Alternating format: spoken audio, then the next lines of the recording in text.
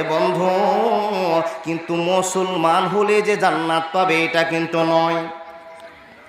জান্নাত পাবেন মুসলমান হলে, জান্নাত চলে যাবেন না। জান্নাত পাওয়ার দূরের কথা, জান্নাতের জন্য আপনার কোনো কথা নয়। আপনি মুসলমান হলে যে আপনাকে ডেকে জান্নাতে ঢুকে দেবে তাও নয়। রব্বুল আলামিন বলছেন জান্নাত যাওয়ার জন্য কিছু শর্তের প্রয়োজন আছে, জান্নাত যাওয়ার জন্য কিছু উপহাসের প্রয়োজন আছে, দলিলের প্রয়োজন আছে। এ আল্লাহ, কি দলিল তুমি চাইবে? জান্নাতের অধিবাসী বানার জন্য কি দলিল তোমাকে দিতে হবে?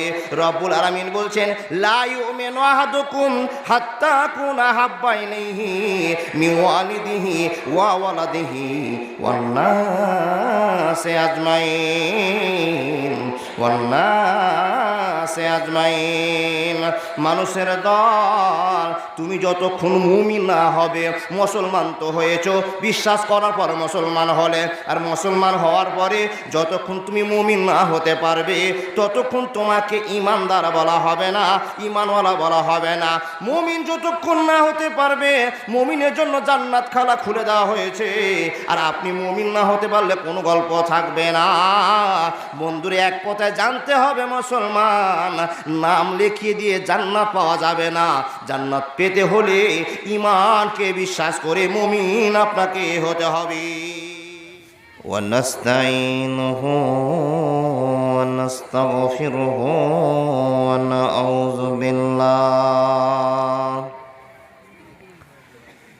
ونعوذ بالله من شرور أنفسنا ومن سيئات أعمالنا،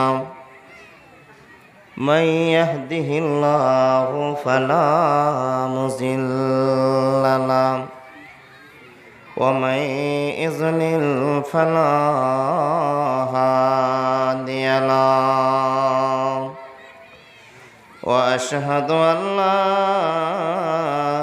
إله إلا الله وحده لا شريك له،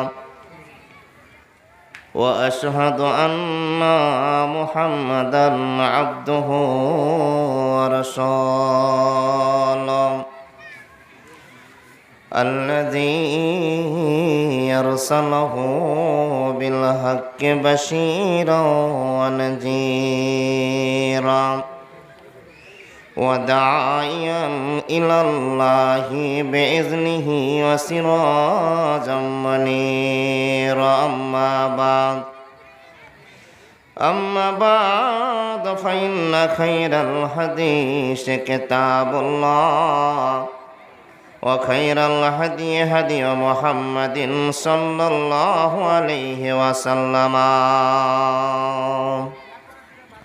وشر الأمور محدثاتها وكل محدثات بدعة وكل بدعة ضلالة وكل ضلالة في النار. أما بعد، أعوذ بالله من الشيطان الرجيم.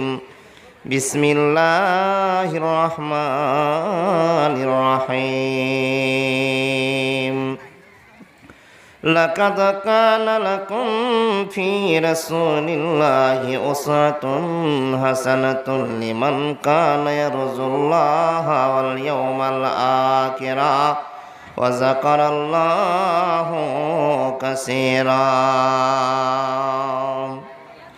قال النبي صلى الله عليه وسلم لا يؤمن أحدكم حتى أكون أحب إليه من والده وولده والناس أجمعين. মাইক মান না এখানে বাবা, ওদিকে আছে নাকি?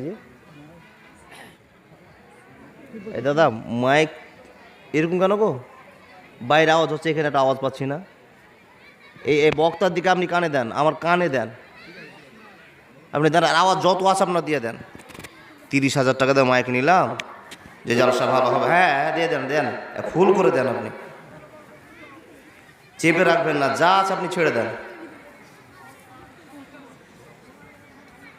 আমার মরণ আসিবে কখন কেউ তো জানে না।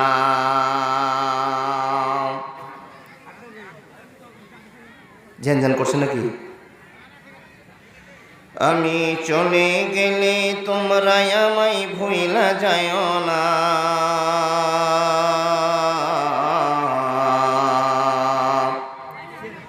আমি মরে গেলে তোমরা আমায় ভুইলা যায় না। আমার মরণ আসিবে কখন কেউ তো জানে না।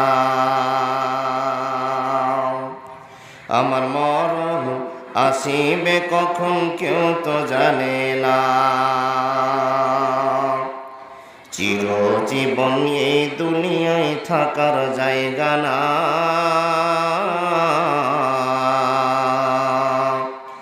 অন্ধকার কবর যে আমার আসল ঠিকানা। সবাই রেখে আমায় চলে যাবে, সঙ্গে হবে না। সবাই রেখে আমায় চলে যাবে, সঙ্গে হবে না। আমার মরণ আসিবে কখন কেউ তো জানে না। আমার মরণ আসিবে কখন কেউ তো জানে না। তোমার আমার কে আপন একটু ভাবনা। তোমার আমার কে আপন একটু ভাবনা। যিনি আপন তিনি কাঁদেন সোনার মদিনায়। ও বাইসে রাসূলের ভালোবাসায় চলো মদিনা। ও বাইসে নবীজির ভালোবাসায় চলো মদিনায়। আমার মরণ আসিবে কখন কেউ তো জানে না। আমি মরে গেলে তোমরা আমায় ভুইলা যায় না। আমি চলে গেলে তোমরা আমায় ভুইলা যায় না। আমার মরণ আসিবে কখন কেউ তো জানে না। কবর মাঝে মা বাবাকে দেখা যাবে না। দেখব যাকে তিনি হলেন শাহে মদিনা। কবর মাঝে মা বাবাকে দেখা যাবে না। দেখব যাকে তিনি হলেন শাহে মদিনা। ও বাইসে নবীজির ভালোবাসায় চলো মদিনা। ও বাইসে রাসূলের ভালোবাসায় চলো মদিনায়। আমার মরণ আসিবে কখন কেউ তো জানে না। আমার মরণ আসিবে কখন কেউ তো জানে না। আমার মরণ আসিবে কখন কেউ তো জানে না। উপস্থিত 50-60 বছরের অভিজ্ঞতাপূর্ণ যোগ্যতম আজকের সভার সভাপতি মহাশয়, উপস্থিত চকসুকদেবপুর দারুল হাদিস রহমানিয়া মাদ্রাসার শিক্ষক মণ্ডলীগণ, উপস্থিত ডুবা অঞ্চলের প্রবীণ নাগরিকগণ, উপস্থিত সম্মুখে বসে থাকা সুপ্রিয় শ্রোতা মণ্ডলীরা, পর্দার আড়ালে বসে থাকা অত্র এলাকার দিনী মা ও বোনেরা, লাখো কোটি শুকরিয়া সেই মহান স্রষ্টা যিনি আমাদেরকে মানুষ বানিয়েছেন এবং মানুষ বানানোর পরে নবী মুহাম্মদুর রাসূলুল্লাহ পড়ুন সাল্লাল্লাহু আলাইহি ওয়াসাল্লামের উম্মত বানিয়েছেন। সে আল্লাহ লাখো কোটি শুকরিয়া, বলুন আলহামদুলিল্লাহ। তারপরে পরে আখেরি নবী বিশ্ব নবী নবী মুহাম্মদুর রাসূলুল্লাহ পড়ুন সাল্লাল্লাহু আলাইহি ওয়াসাল্লামের প্রতি লাখো কোটি দরুদ শান্তির ধারা বর্ষিত হোক। আল্লাহুম্মা সাল্লি আলাইহি আল্লাহুম্মা বারিক আলাইহি। কিছু কিছু জায়গাতে বাবা বলতেই হয়, মাসে 20টা 22টা জালসা করছি, 18-16টা জালসা করছি, মাইক যদি ভালো না থাকে না তো 5টাও জালসা করা যাবে না।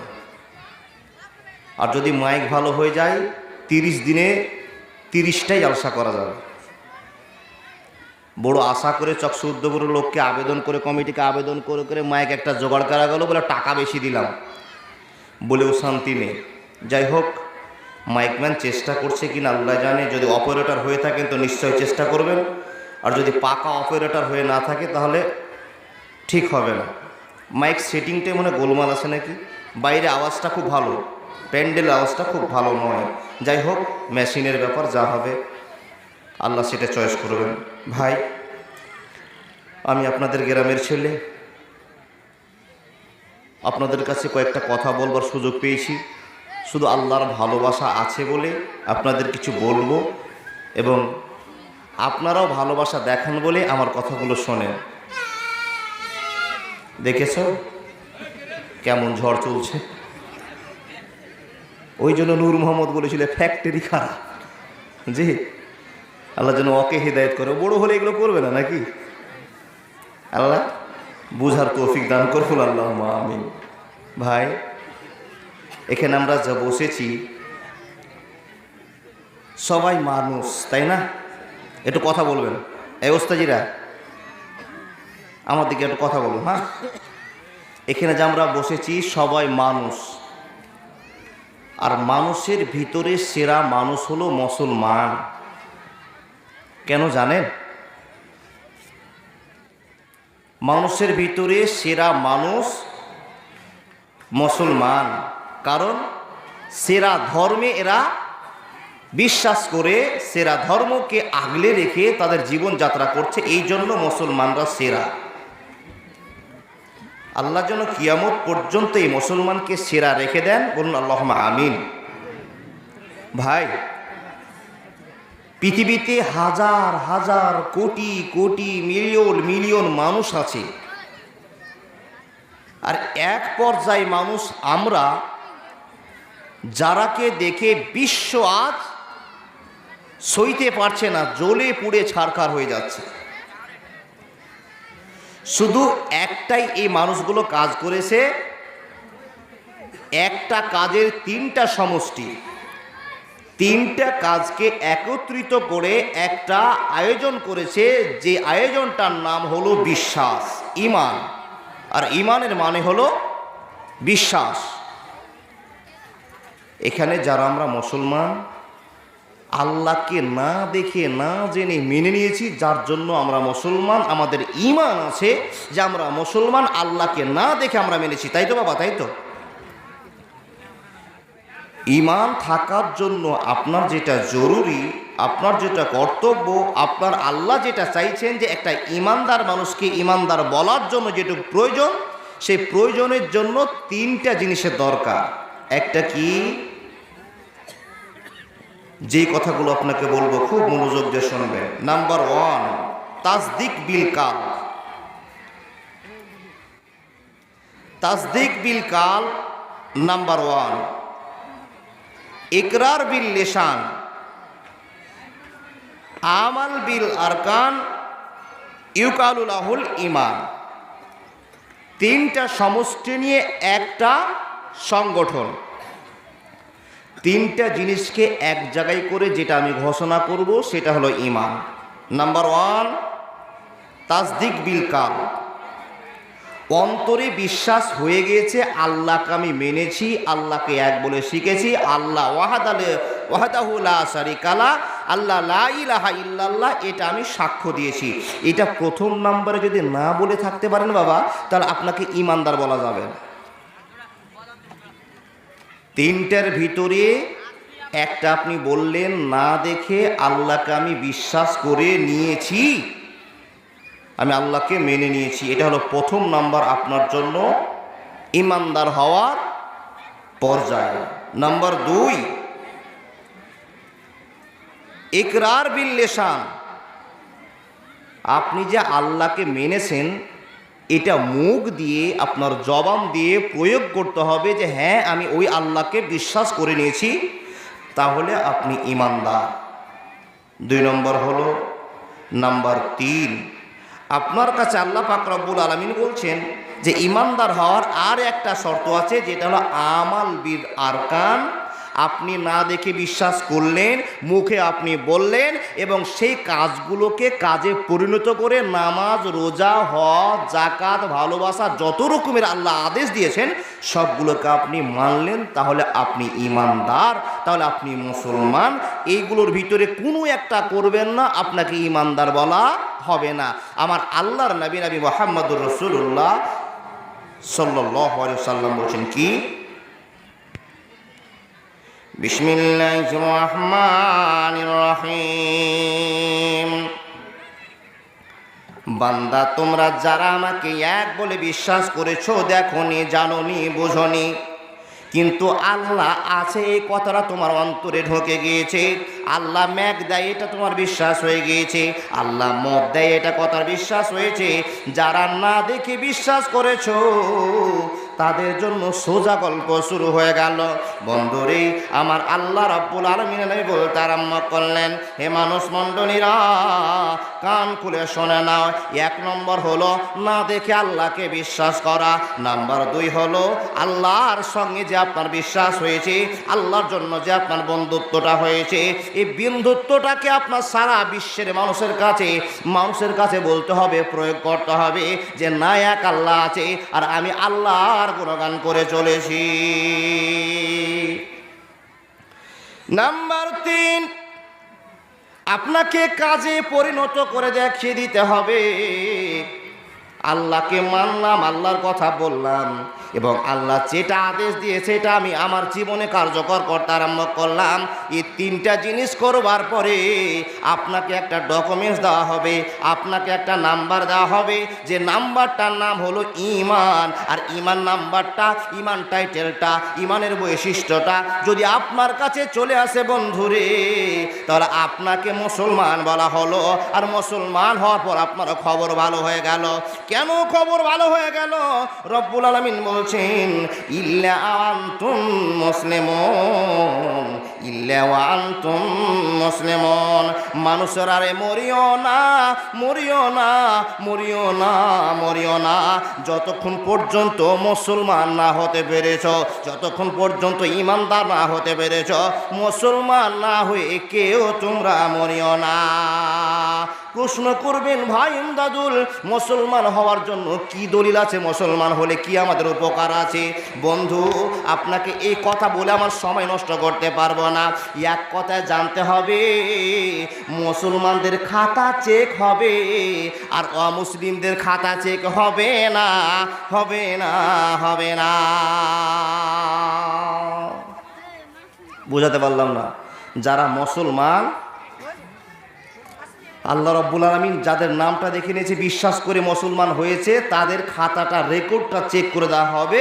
যদি আপনার খাতাটা চেক হয় তাহলে হয় জান্নাতে যেতে পারেন, না হয় জাহান্নামে যাবেন। কিন্তু খাতাটা যদি আপনার চেক না হয় তাহলে আপনার কোনো হিসাবই হলো না। খাতাটা যেই রকমের খাতা সেরকম বন্ধ করে ডাস্টবিনে রেখে দিবে। আর যাদের ডাস্টবিনে রেখে দেওয়া হলো ওরা আর জান্নাতের কোনো খবর পাবে না, সোজাই জাহান্নামে চলে যাবে। এক কথাই বোঝা গেল, আপনি আমি মুসলমান হতে পেরেছি যেন আপনার কপাল ভালো, আপনার বৈশিষ্ট্য ভালো যে আপনি মুসলমান। বন্ধু, কিন্তু এইখানে তো জানার কথা, এইখানে বোঝার কথা, এইখানে বোঝাবার জন্য আপনার কাছে যথেষ্ট প্রয়োগের কথা। এ বন্ধু, কিন্তু মুসলমান হলে যে জান্নাত পাবে এটা কিন্তু নয়। জান্নাত পাবেন মুসলমান হলে, জান্নাত চলে যাবেন না। জান্নাত পাওয়া দূরের কথা, জান্নাতের জন্য আপনার কোনো কথা নয়। আপনি মুসলমান হলে যে আপনাকে ডেকে জান্নাতে ঢুকে দেবে তাও নয়। রব্বুল আলামিন বলছেন, জান্নাত যাওয়ার জন্য কিছু শর্তের প্রয়োজন আছে, জান্নাত যাওয়ার জন্য কিছু উপহাসের প্রয়োজন আছে, দলিলের প্রয়োজন আছে। এ আল্লাহ, কি দলিল তুমি চাইবে? জান্নাতের অধিবাসী বানার জন্য কি দলিল তোমাকে দিতে হবে? রব্বুল আলামিন বলছেন, লা ইউমিনু আহাদুকুম হাত্তা কুনা হাব্বা ইলাইহি মিন ওয়ালিদিহি ওয়া ওয়ালাদিহি ওয়ান নাসি আজমাইন, ওয়ান নাসি আজমাইন। মানুষের দল, তুমি যতক্ষণ মুমিন না হবে, মুসলমান তো হয়েছো, বিশ্বাস করার পর মুসলমান হলে, আর মুসলমান হওয়ার পরে যতক্ষণ তুমি মুমিন না হতে পারবে ততক্ষণ তোমাকে ঈমানদার বলা হবে না, ঈমানওয়ালা বলা হবে না। মুমিন যতক্ষণ না হতে পারবে, মুমিনের জন্য জান্নাত খালা খুলে দেওয়া হয়েছে, আর আপনি মুমিন না হতে পারলে কোনো গল্প থাকবে না। বন্ধুরে, এক কথায় জানতে হবে, মুসলমান নাম লিখিয়ে দিয়ে জান্নাত পাওয়া যাবে না। জান্নাত পেতে হলে ঈমানকে বিশ্বাস করে মুমিন আপনাকে হতে হবে।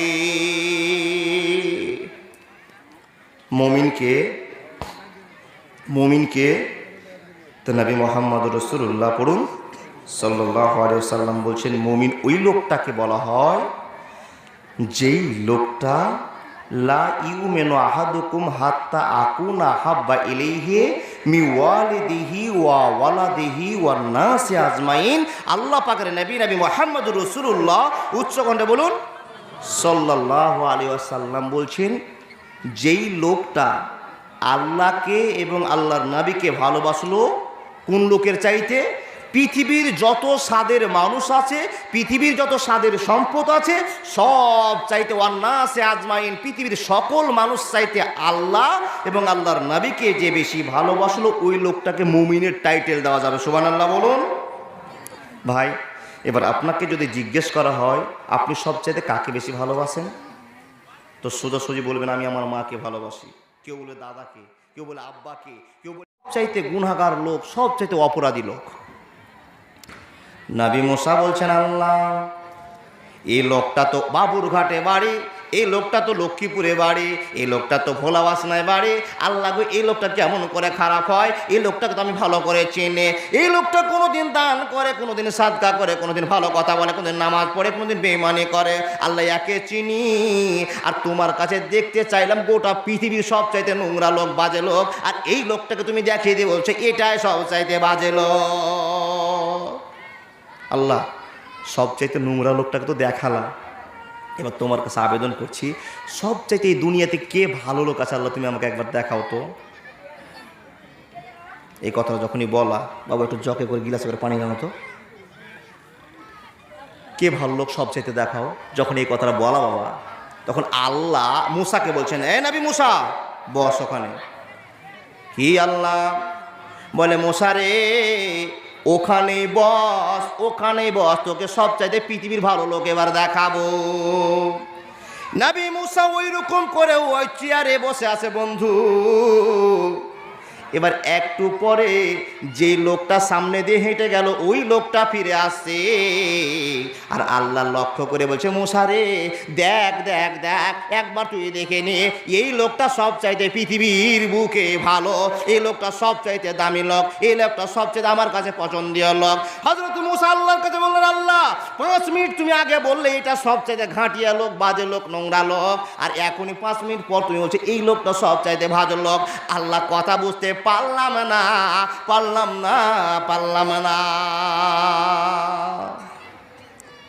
পারনি বুঝতে?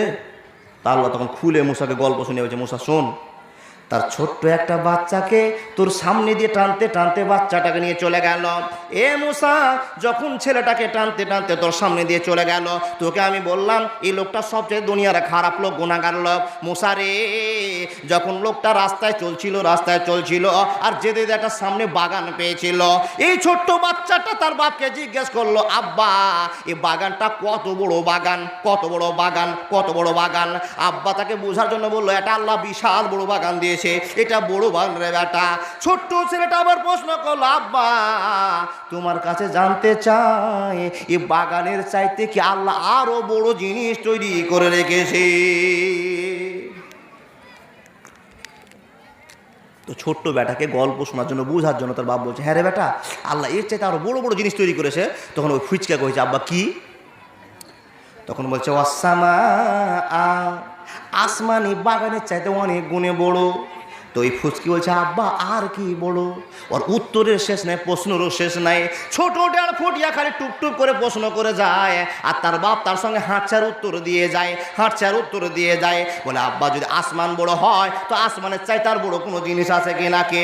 আব্বা যখন তাকে বোঝাতে না পেরেছে তখন বলতে আরম্ভ করেছে জমিনটা আসমানের চাইতে বড়, আসমান বড় জমিন বড়, আর আসমানের ভিতরে যত বড় বড় পাহাড় দেখতে পাচ্ছিস বাবা, পাহাড় নয়, ছোট ছোট তারকাগুলো দেখতে পাচ্ছিস, নক্ষত্রগুলো দেখতে পাচ্ছিস, এগুলো ওই আসমানটার চাইতে অনেক গুণে বড়, অনেক গুণে বড়। বেটাকে বুঝাতে আরম্ভ করেছে। বেটা আবার প্রশ্ন করে বলছে আব্বা আসমানের ভিতরে যে তারাগুলো জ্বলছে ওর চাইতে আরো কি জিনিস বড় আছে? আর প্রশ্ন ডেহর ডেহর বাড়তি আছে। তখন বাপ নিরুপায় হয়ে বলছে বেটা শোন, আল্লাহর বড় শেষ নাই, আল্লাহর বড় শেষ নাই। আসমান বড়, জমিন বড়, পৃথিবী বড়, মানুষ বড়, এই করতে করতে বড় বড় বড় বড় করতে করতে বাপ তখন লাস্টে একটা কথা বলে বলছে বেটা রে, তুই যত বড় বড় করছিস আল্লাহর কাছে সবচাইতে বড় জিনিস হলো আল্লাহর দয়া। একবার সুবহানাল্লাহ বলুন। আল্লাহর দয়া কত বড় দয়া?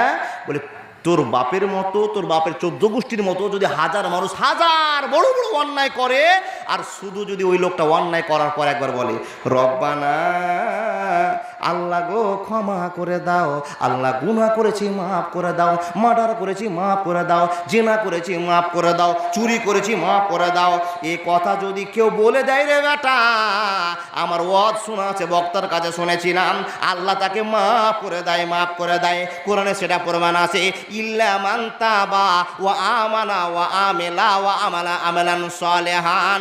এ বেটা শুনে নে, পৃথিবীতে আসমান বড় জমিন বড় তোকে অনেক গল্প শোনালাম, সবচাইতে আল্লাহর দয়া বড় আমি এটা জানি।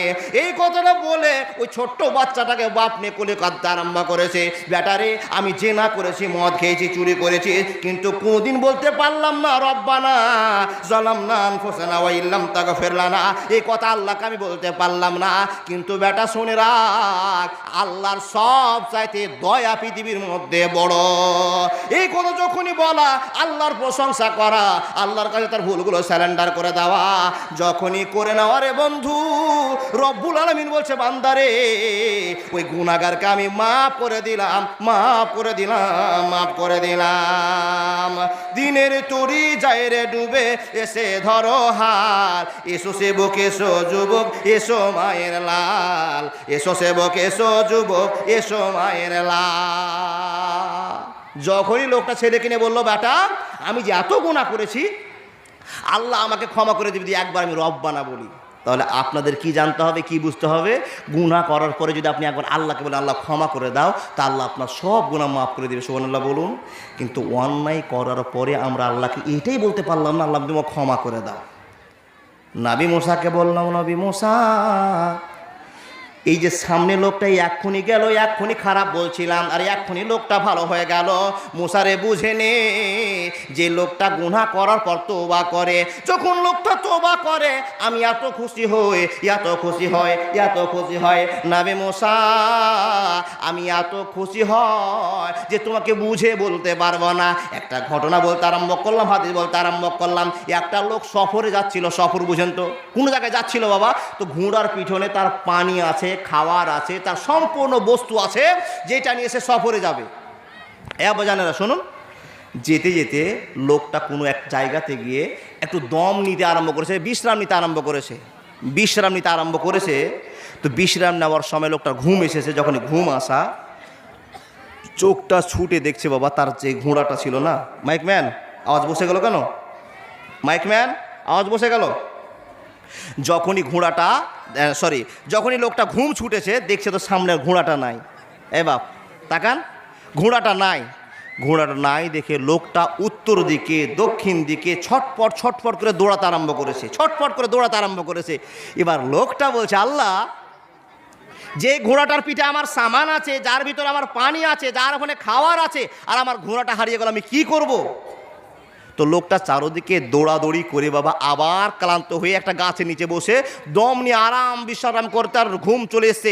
এমন একটা পর্যায়ে ঘুমটা ভেঙে যাওয়ার জন্য যখনই চোখটা খুলেছে লোকটার সামনে দেখা গেল সেই ঘোড়াটা আবার দাঁড়িয়ে আছে। এ বাবা বলুন তো কেমন খুশি হবে?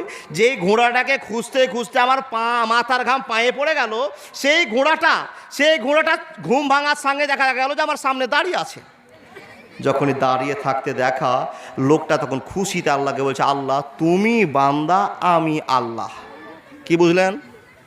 লোকটা খুশিতে আল্লাহকে বলল, আল্লাহ তুমি আল্লাহ আমি বান্দা। এই কথাটা না বলে উল্টা করে বলছে, আল্লাহ তুমি বান্দা আমি আল্লাহ। ও খুশিতে আত্মহারা হয়ে আল্লাহকে বান্দা আর ও নিজে আল্লাহ। রব্বুল আলামিন বলছেন, এটা তো সাধারণ কথা নয়, এটা তো মর্মান্তিক কথা আমার বান্দা বলে দিয়েছে। কিন্তু ফারিস্তারা রে, এটা আনন্দের কারণে বলেছে, আনন্দের বসে হয়ে গিয়েছে, এটা গুনাহ তোরা লেখিস না।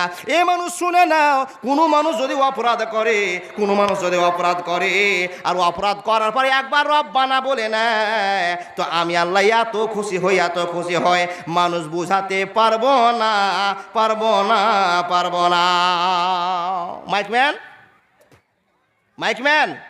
মাইকটা আওয়াজটা বুঝে গেল না? আবার ঝাপাত করে থেমে গেল।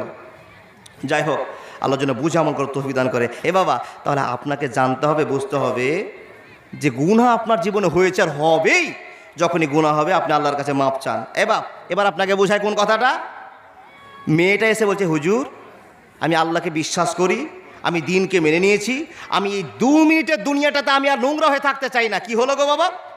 মেয়েটা এসে নবীকে বলছেন, ইয়া রাসূলুল্লাহ ইন্নী জানাই তো, আমি জেনা করেছি, তাই হিরনি ইয়া রাসূলুল্লাহ, দয়া করে আপনি আমাকে পাক করে দেন না, আপনি আমাকে পাক করে দেন। একটা আওয়াজটা বসে গেছে, চালিয়ে দেন। বাপ, আমার কথাগুলো বুঝতে পারছেন তো? মেয়েটা এসে নবীকে বলছেন, ইয়া রাসূলুল্লাহ আমি যে ভুলটা করেছি এর জন্য আমাকে সংশোধন করে দেন, আমাকে পরিষ্কার করে দেন, আমি আর এইরকম কেলেম নিয়ে বাঁচতে চাইছি না। তো নবী বলছেন, আগো যাও না, আল্লাহর কাছে কাঁদোগা, দোয়া করোগা, যত বড় গুনাহ হোক মানুষ করুক না কেন, আল্লাহর কাছে যদি কেউ খালেস নিয়েতে দোয়া করে তো আল্লাহ মাফ করে দেয়, যাও কাঁদোগা। তো মেয়েটা আবার ঘুরে এসে বলছে, হুজুর আমাকে আপনি মাফ করে দেন, আপনি আমাকে পবিত্র করে দিন, আপনি আমাকে বাঁচিয়ে নিন, বারবার বলছে। তো আল্লাহর নবী মেয়েটার দিকে কোনো গুরুত্ব দিচ্ছে না। এমন তো এক পর্যায়ে মেয়েটা এসে বলছে, ইয়া রাসূলুল্লাহ নবী গো, আপনি তো বারবার আমাকে ঘুরিয়ে দিচ্ছেন, আপনি তো বারবার আমার কথাটাকে এড়িয়ে আপনি চলে যাচ্ছেন। ইয়া রাসূলুল্লাহ আমি যে অন্যায়টা করেছি, আমি যে গুনাহটা করেছি, এই গুনাহটার ফসল আমার পেটে। আমি যে নোংরামি করেছি, আমার পেটে একটা বাচ্চা ধারণ করেছে। ও গো আল্লাহর নবী, এটা বিচার তো আপনার কাছে করবার জন্য এসেছি নবীজি। আর এই গুনার ফসলটা আমার পেটে একটা বাচ্চা হয়ে গিয়েছে, এটা তার আমার স্বামীর সন্তান নয়, অপর পুরুষের সন্তান গো নবী, আমাকে আপনি পাক করে নিন, আপনি আমাকে পাক করে নেন। নবী বলছেন, বেটি রে শোনে না, যখন তুমি বলে দিয়েছো এখানে একটা বাচ্চা আছে, পেটের ভিতরে একটা বাচ্চা আছে, তোমার বিচার আজ হবে না।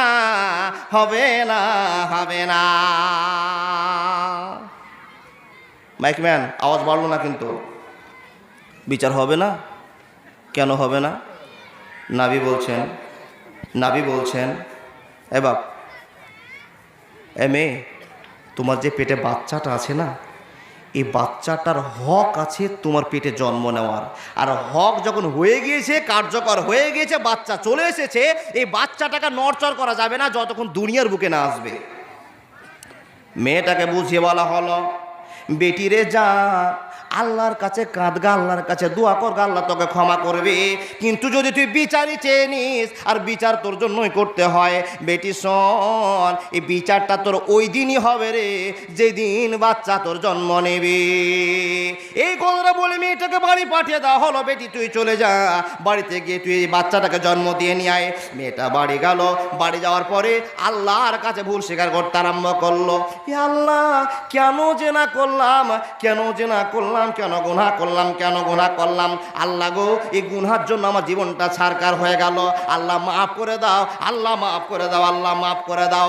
এ বন্ধু শুয়ার সময় বলে, উঠার সময় বলে, ভাত খাওয়ার সময় বলে, 24 ঘন্টায় বলতে আছে। কিন্তু নবী আমার বলে দিয়েছে, যতদিন বাচ্চা জন্ম না হবে ততদিন তোমার বিচার হবে না। সুবহান আল্লাহ। আল্লাহকে যে কত বড় ভয় করে নিয়েছে, অন্তরে ভয় ঢুকে গিয়েছে, আল্লাহকে বিশ্বাস যে কত করেছে। নবীর কাছে সে বলার পরে সেই দিন থেকে দিন শুরু হলো। একটা মেয়ের পেটে 10 মাস 10 দিন বাচ্চা থাকে, 9 মাস 10 দিন বাচ্চা থাকে। এই মেয়েটা প্রথম দিন থেকে আল্লাহর কাছে প্রশংসা শুরু করেছে, আল্লাহ কেন জেনা করলাম, কেন জেনা করলাম, কেন জেনা করলাম, কেন গুনাহ করলাম, কেন গুনাহ করলাম। দিন পার হয়ে গেল, মেয়েটার কান্না শেষ হলো না। যেই দিন 10 মাস 10 দিন হলো রে বন্ধু, ওই দিনের ভিতরে একটা বাচ্চা জন্মগ্রহণ করলো। আর বাচ্চাটা যখনই জন্মগ্রহণ করা, এ মা বন্দিদের আমার, অন্যায় করার পরে কোলে করে বাচ্চাটাকে নবীর সামনে এসে হাজির হয়ে বলছে, ইয়া রাসূলুল্লাহ, আপনি আমাকে টাইম দিয়েছিলেন, যেই দিন বাচ্চাটা হবে সেই দিন আমার কাছে নিয়ে আসতে হবে, আমার বিচারটা সেই দিন সাকসেস হবে। নবীজি, এই যে দেখুন আমার পেট থেকে বাচ্চাটা হয়ে গিয়েছে, দুনিয়ার মুখ দেখিয়ে দিয়েছি। ও আল্লাহর নবী, এবার আপনি ফায়সালা করে দিন, আমার বিচারটা আপনি করে দিন। নবী মেয়েটাকে বুঝে বলছে, বেটি রে, আজকেও তোর বিচারটা হবে না। কেন? ইয়া রাসূলুল্লাহ, আমার যার দিন পারা হয় না, আমার যার রাত পারা হয় না, আমার যে অসহ্য জ্বালা শুরু হয়ে গিয়েছে। 1 মিনিটে একটা গুনাহ করলাম, 5 মিনিটে একটা গুনাহ করলাম, কিন্তু এর জন্য ফল কতদিন আমাকে ভোগ করতে হবে। নবী গো, আপনি কি আজকেও আমাকে আজকে ফিরিয়ে আপনি দিয়ে দেবেন? নবী বলছেন, বেটি রে শোন, বাচ্চাটা যেরকম তোর পেটে ধরা জায়গা পেয়েছে, বাচ্চাটা তোর কাছে একটা হক রাখে, তোর 2 বছর ধরে দুধ খাওয়ার তার হক আল্লাহ দিয়েছে। এ বেটি শুনে নে, যতদিন আল্লাহ পারমিশন দিয়েছে তুই তার বাচ্চাকে দুধ খাওয়াবি, এর একদিন আগেও হবে না, একদিন পরেও হবে না। মেয়েটা বাচ্চাকে নিয়ে আবার চলতে আরম্ভ করলো। বাচ্চাটাকে নিয়ে গিয়ে দুধ খাওয়াতে আরম্ভ করলো।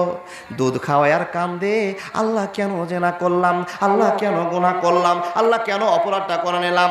দুধ খাওয়ায় কান্দে, নামাজ পড়ে কান্দে, বসতে কান্দে, উঠতে কান্দে, আল্লাহর কাছে বলে, ইয়া আল্লাহ, এমন তোবা তোমার কাছে করছি গো, জীবনে আর জেনা করব না, জীবনে আর মদ খাবো না, জীবনে আর চুরি করব না, আল্লাহ ক্ষমা করে দাও, ক্ষমা করে দাও। 1 দিন 2 দিন করতে করতে 2 বছর ধরে দুধ পান করালো। আর নবী মেয়েটাকে বলে দিয়েছিল, মেয়েরে শোন, যেই দিন দুধ ছেড়ে দিয়ে তোর বাচ্চাটা খাওয়ার খেতে শিখে নিবে, সেই দিন তোর বিচারটা কার্যকর হবে, ওর আগে তোর বিচার আমি আল্লাহর নবী করতে পারবো না। দুধ খাওয়াতে আরম্ভ করলো বাবা। 2 বছর দুধ খাওয়ার পরে, 2 বছর দুধ খাওয়ার পরে মেয়েটা আসতে আরম্ভ করলো। নবীর কাছে এসে বাচ্চাটার হাতে একটা ছোট্ট রুটির টুকরা দিয়ে বাচ্চাটাকে ধরিয়ে দিয়ে বলছেন, নবীজি দেখুন দেখুন দেখুন, আমার এই ছেলেটা রুটি খেতে শিখে নিয়েছে, নবীজি এর বাচ্চাটা আমার খাবার খেতে শিখে নিয়েছে। ও আল্লাহর নবী, আমার সময় পুরে গিয়েছে, আপনি বিচার করে দিন। আল্লাহর নবী দেখলেন যে নিশ্চয় ছেলেটা খাবার খেতে পারছে, রুটি চাবিয়ে খেতে পারছে, ভাত খেতে পারছে। যখন এই কথাটা বলে দেওয়া বন্ধু, আমার নবী বলছেন, ও সাহাবারা রে, কেউ তোমরা এসে যাও, আর এই বাচ্চাটা তার কাছ থেকে নিয়ে নাও। আর এই বাচ্চাটাকে নিয়ে নেওয়ার পরে ওই মেয়েটাকে ফাঁকা মাঠে নিয়ে তোমরা চলে যাও। এ বন্ধু আমার, আপনাকে বোঝাবার কথা বলতে আরম্ভ করলাম। মেয়েটা জানে যারা জেনা করেছে, বিবাহিত ছেলে যদি জেনা করে নেয়, বিবাহিত মেয়ে যদি জেনা করে নেয়, তাকে রজন করতে হবে, রজন করতে হবে। রজনটা কাকে বলে বুঝতে পারলাম না। আপনাকে গর্ত করে পুঁতে দেওয়া হবে, আর পুঁতে দেওয়ার পরে আপনাকে পাথর মেরে দেওয়া হবে, হাড্ডি দিয়ে মারা হবে, ইট দিয়ে মারা হবে, খোলা দিয়ে মারা হবে, ঢেল দিয়ে মারা হবে। মেয়েটা জানে আল্লাহ, আমি যে অপরাধটা করেছি, এই অপরাধের জন্য আমাকে গর্ত করে পুঁতে দেবে, আমাকে বুক পর্যন্ত পুঁতে দেওয়ার পরে পাথর দিয়ে মারবে, পাথর দিয়ে মারবে। মেয়েটা জানে একটা পাথরে আমি মরব না, 2টা পাথরে আমি মরব না, অনেক কটা পাথর দিয়ে আমাকে খুদে খুদে কষ্ট দিয়ে মারা হবে। মেয়েটা জানে, কিন্তু বন্ধু এত বড় চিন্তা তার অন্তরে ঢুকে গিয়েছে যে আমাকে যত পাথর দিয়ে মারা হোক না কেন, হাড্ডি দিয়ে মারা হোক না কেন, আমি আল্লাহর বিচার ছাড়া অন্য বিচার মানতে পারবো না। আল্লাহকে আমাকে ইয়াকিন দেখাতে হবে, ভালোবাসা দেখাতে হবে। এই দুনিয়াতে কয়েকটা পাথর দিয়ে আমাকে কষ্ট দিয়ে মারবে, আমাকে ধৈর্য ধরতে হবে। আর যখনই আমার জানটা বেরিয়ে যাবে, তখনই আমার জন্য জান্নাত ঘোষণা হয়ে যাবে। মেয়েটা চিন্তা ঢুকে গেল। মেয়েটা বলল, নবী গো, আপনি দয়া করে বলতে আরম্ভ করুন, দয়া করে আমার ব্যবস্থা করতে আরম্ভ করুন। বিশ্ব নবী মুহাম্মদ রাসূলুল্লাহ রাসূলুল্লাহ উচ্চ কণ্ঠে বলুন সাল্লাল্লাহু আলাইহি ওয়াসাল্লাম সেই মেয়েটার জন্য অর্ডার দিল, সাহাবারা রে যাও যাও যাও ওই মহিলাটাকে ফাঁকা মাঠে নিয়ে গিয়ে গর্ত করে রজম করে দিয়ে এসো। মেয়েটাকে রজম করার জন্য যাচ্ছে। হ্যাঁ মাশাআল্লাহ, মেয়েটা জানে যে সাহাবারা আমার সঙ্গে যাচ্ছে, আমাকে গর্ত করে বুক পর্যন্ত পুঁতবে। এ বাবা, বুক পর্যন্ত পুঁতার কারণ কেন? যখন মেয়েটাকে পাথর মারতে আরম্ভ করবে, মানুষকে একটা যদি ঢ্যাল লাগে বাবা ছটফট করবে না? যখন ঢ্যাল মারবে, পাথর চালাবে, যখন মাথায় লাগবে, মুখে লাগবে, নাকে লাগবে, গায়ে লাগবে, অসহ্য জ্বালা হয়ে যাবে। মেয়েটা সহ্য করতে পারবে না, দৌড়াদৌড়ি করবে, ছোটাছুটি করবে, বাঁচার জন্য চেষ্টা করবে। নবী বলছেন দৌড়াতে গিয়ে তার কাপড় খুলে যেতে পারে, তার শতরুদাম হয়ে যেতে পারে, নোংরামি তার হয়ে যেতে পারে। অতএব এই জন্য তাকে আটকে দিয়ে, কষ্ট দিয়ে দিয়ে তাকে দুনিয়া থেকে বিদায় করে দাও। এ মানুষ মণ্ডলী, মেয়েটা আগে আগে চলে গেল, তাকে গর্ত করে পুঁতে দেওয়া হলো। এবার সাহাবা ইকরামরা পাথর মারতে আরম্ভ করলেন। বন্ধুরে, একজন একটা মারলো, আর একজন একটা মারলো, এরকম করে পাথর নিক্ষেপ করতে আরম্ভ করেছে। যখনই পাথর মারা, খালিদ বিন ওয়ালিদ নামে একটা সাহাবা একখানা বড় পাথর নিয়ে মেয়েটার দিকে আঘাত করেছে। মেয়েটাকে গর্ত করে পুঁতে দেওয়া হয়েছে, আর মেয়েটা তাকিয়ে আছে, চোখ দিয়ে অঝর্ণ পানি ঝরছে। ই আল্লাহ, 2 মিনিট অন্যায় করার কারণে এত বড় সাজা আমার জন্য হলো। আল্লাহ গো, যদি আগে জানতাম এই গুনাহটা করতাম না। আল্লাহ, যদি এই গুনাহটা আগে জানতাম তো করতাম না। এগুলো কান্না করছে, পাথর মারতে আরম্ভ হয়েছে। বন্ধু, একটা পাথর মেরেছে, তার কানে লাগলো, ডানে লাগলো, গলে লাগলো, ছটপট করে জ্বালা সহ্য করতে আরম্ভ করেছে। সহ্য হয় না, কষ্টের কথা। বন্ধুরে, আরেকজন একটা পাথর মেরেছে, যে সাহাবাটার নাম হলো খালিদ বিন ওয়ালিদ। যখনই পাথর মেরে দেওয়া, এ আল্লাহর বান্দা বান্দেরা, পাথরের কারণে, আঘাতের কারণে ওই মেয়েটার গা থেকে রক্ত ছিটে এসে ওই সাহাবার গায়ে পড়ে গিয়েছে। যখনই সাহাবার গায়ে রক্ত ছিটে পড়ে যাওয়া, মেয়েটাকে গাল দিয়ে সাহাবা বলছে, ও নোংরা মেয়ে, ও বাজে মেয়ে, ও অপবিত্র মেয়ে, তুমি এমন একটা নোংরা মেয়ে রে, তোমাকে রজম করার জন্য পারমিশন দেওয়া হয়েছে। বোন, তুমি শোনে নাও, তোমার মতো বাজে মহিলা আর কেউ নাই, নোংরা মহিলা আর কেউ হতে পারে না।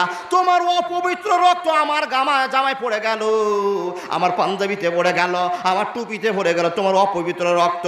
যখনই এই কথাটা বলা, আওয়াজ করে বলার সঙ্গে সঙ্গে দয়ার নবী মুহাম্মদুর রাসূলুল্লাহ উচ্চকণ্ঠে বলুন সাল্লাল্লাহু আলাইহি ওয়াসাল্লাম বলছেন, এ সাহাবারা, কে তোমরা তে মেয়েটাকে গালি দিল? কে কড়া করে কথা বলতে আরম্ভ করেছো বলো?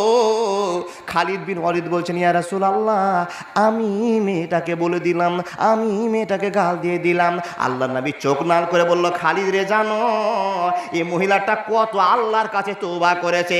খালিদ রে, তুমি জানো কত কান্না করেছে? খালিদ রে, তুমি জানো কত আল্লাহ আল্লাহ বলেছে? এ খালিদ, শুনে না, 10 মাস 10 দিন মেয়েটাকে টাইম দেওয়া হয়েছিল, বাচ্চাটা তোমার পেটে থাকবে। এই 10 মাস 10 দিন কাঁদলো, কতবার আল্লাহ বলেছে, কতবার সুবহানাল্লাহ বলেছে, কতবার আল্লাহর কাছে মাগফিরাত কামনা করেছে। খালিদ, তুমি জানো? শুধু তাই নয়, এই 2 বছর ধরে দুধ পান করাতে গেল। খালিদ রে, শোনে না, এই মেয়েটা 2 বছর দুধ খাওয়া ছাড়া আল্লাহর কাছে কেঁদেছে, ইয়া আল্লাহ, 5 মিনিট অন্যায়ের কারণে এত বড় সাজা আমার কপালে হয়ে গেল, আল্লাহ ক্ষমা করে দাও, আল্লাহ ক্ষমা করে দাও। খালিদ রে, তুমি জানো মেয়েটা কত বড় আল্লাহর কাছে তওবাকারী হয়েছে? ইয়া রাসূলুল্লাহ, মেয়েটাকে কেন খারাপ বলবো না? এই মেয়েটা তো জেনা করেছিল। খালিদকে আল্লাহ নবী বুঝিয়ে বলল, খালিদ শোনে না, এই মেয়েটা 2 বছরে যত আল্লাহর কাছে তওবা করেছে রে, এই তওবাটা আল্লাহর কাছে কত গ্রহণযোগ্য হয়েছে, কত বিশ্বাসযোগ্য হয়েছে। শোনে না এ খালিদ, তুমি শুনে না, এই মদিনার মানুষের ভিতরে কেউ বলেছে 70 জনার ভিতরে, কেউ বলছে না না না, যদি মদিনাবাসীর অন্তরের ভিতরে, মদিনাবাসীর সমাজের ভিতরে এই মেয়েটার দোয়াগুলোকে, এর দাঁতগুলোকে, এর ভালোবাসাগুলোকে, এর নেকিগুলোকে যদি বন্টন করে দেওয়া হয় রে খালিদ, এই মদিনাবাসী জান্নাত যাওয়া যথেষ্ট হয়ে যাবে। জোরে জোরে বলুন সুবহানাল্লাহ।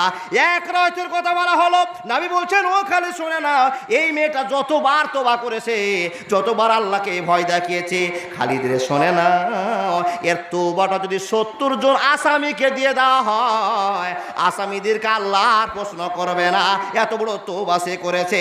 আর খালি তুমি তাকে পাথর মেরে যাওয়ার পরে বলছো এটা নোংরা মেয়ে, এটা বাজে মেয়ে। খালি সাবধান হয়ে যাও, কথা বলিও না, কথা বলিও না। এই মেয়েটা আল্লাহর কাছে ভয়ে এত তওবা করেছে বলে বোঝাতে আমি পারবো না। জোরে জোরে বলুন সুবহানাল্লাহ। এ আল্লাহর বান্দারা, তাই এখানে যতগুলো লোক বসে আছেন, অন্যায় আপনার জীবনে হয়েছে, গুনাহ আপনার জীবনে হয়েছে, আমার জীবনে গুনাহ হয়েছে। বন্ধুরে, গুনাহ হয়ে গেলে কাউকে বলতে হবে না। যদি ঢাকা থেকে যায়, যদি চাপা থেকে যায়, প্রকাশ করতে হবে না।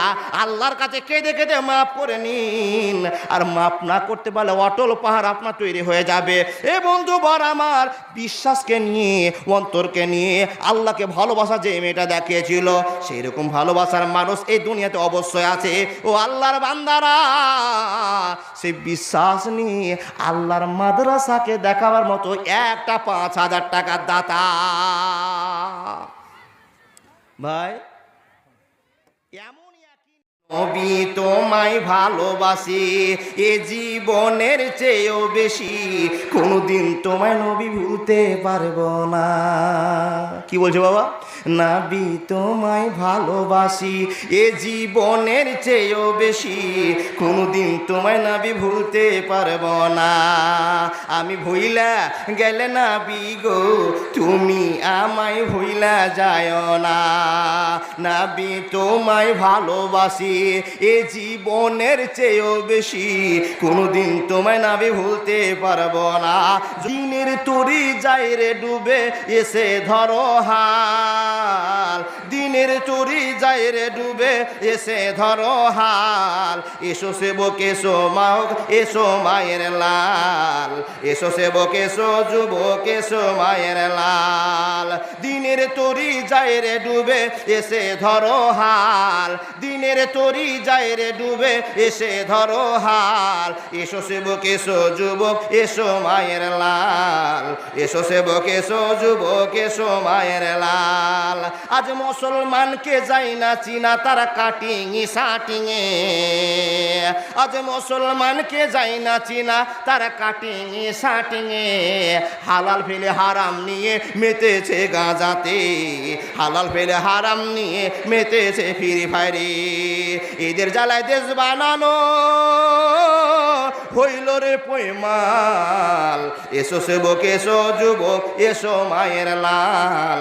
এসো সেবক এসো যুবক, এসো মায়ের লাল। রে জম ফুরাবে দেহেরি দাম, সবাই তখন বলবে শুধু তুমি একটা লাশ।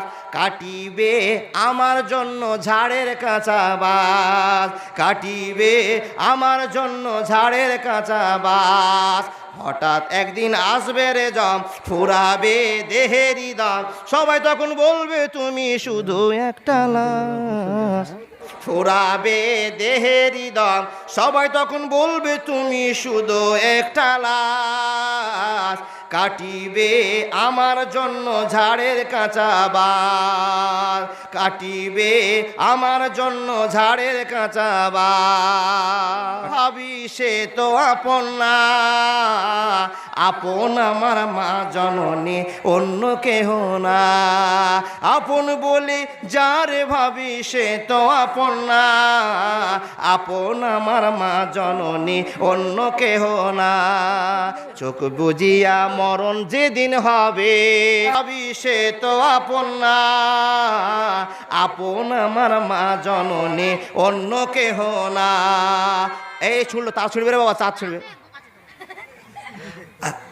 আপন বলি যারে ভাবি, কে বুঝিবি বান্দা হো ওহি তার দারে দারে কই।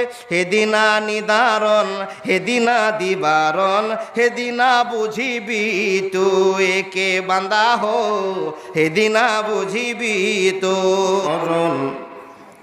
আসিবে কখন কেউ তো জানে না।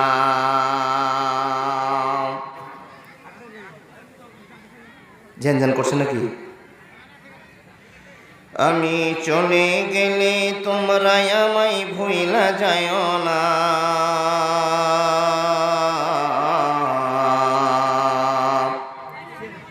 আমি তোমরা আমায় ভুইলা যায় না, আমার মরণ আসিবে কখন কেউ তো জানে না,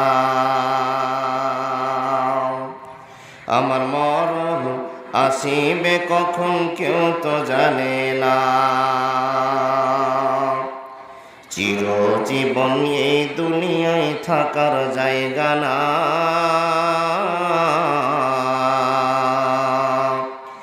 অন্ধকার কবর যে আমার আসল ঠিকানা। সবাই রেখে আমায় চলে যাবে, সঙ্গে হবে না,